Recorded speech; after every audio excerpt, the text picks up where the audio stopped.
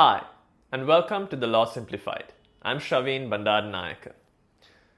The biggest problem faced by law students, or for that matter any student, that sits for an examination or submits an assignment is anonymity.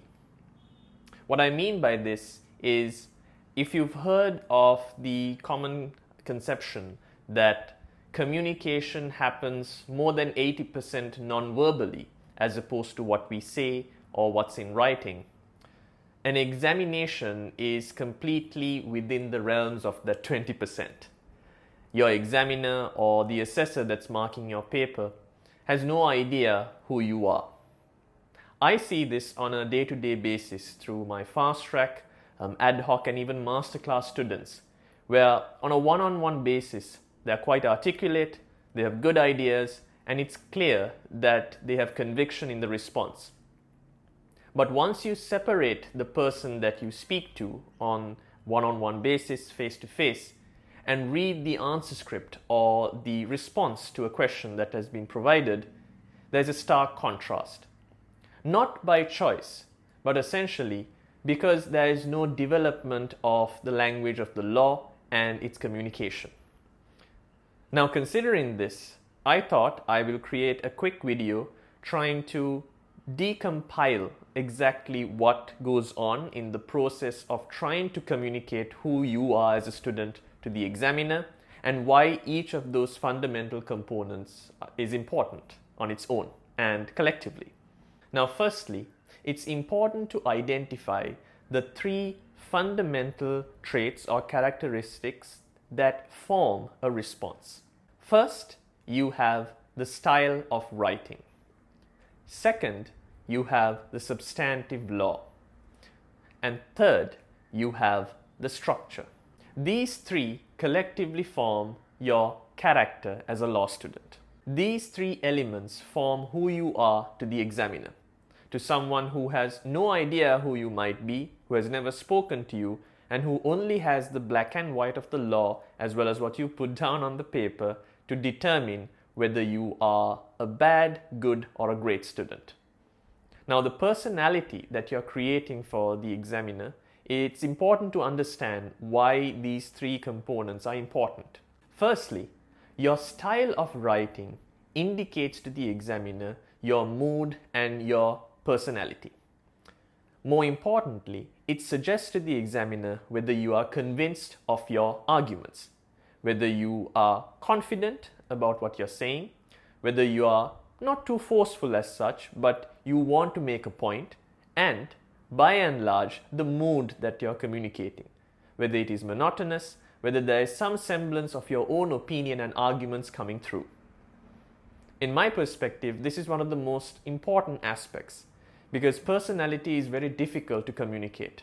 But once you read answer scripts, as I have over the past several years, it's easy to identify a student who is sure of the position that he or she is in versus someone who is simply trying to communicate as much as they know about a topic rather than showcase their argumentative abilities.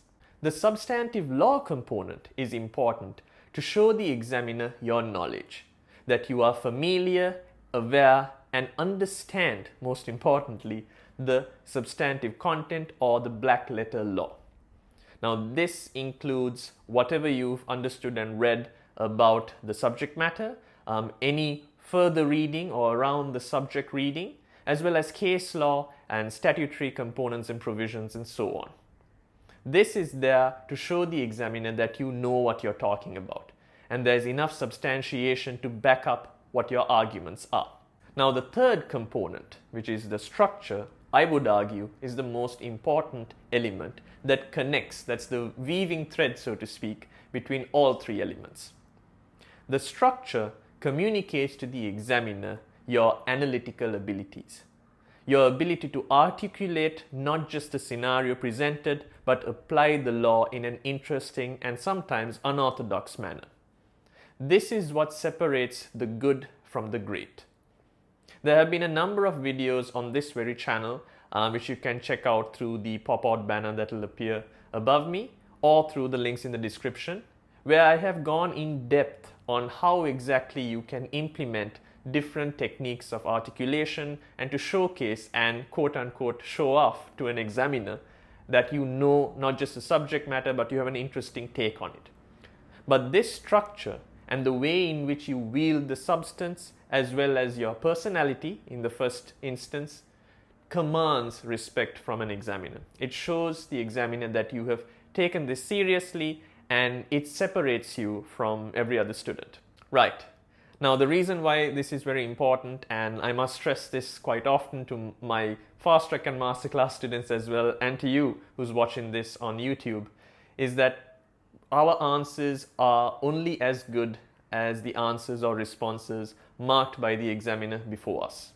So if you have a phenomenal student who has probably followed these tips and techniques as well, and then your response is being marked, we are only human. There is a subjective component to marking, and you will obviously be compared to and contrasted with that previous response. So when we are writing a response, it's doubly more so important to recognize and appreciate the importance of these three elements or these three fundamental components as being part of your whole response, and more importantly, how and why it affects your final grading. So to recap, the first component is your style of writing, which communicates your mood and your overall personality and conviction of response. Second, it's the substantive law, which tells or informs the examiner of your knowledge and how much you've read around the subject. And third, the structure, which indicates your articulation and your analytical abilities, your ability to wield the knowledge that you have, the substantive law, so to speak, as well as your personality and the way in which you argue. The totality of these three, in a way that is unique to you as a person, will separate you from everyone else. Thanks a lot for watching this video.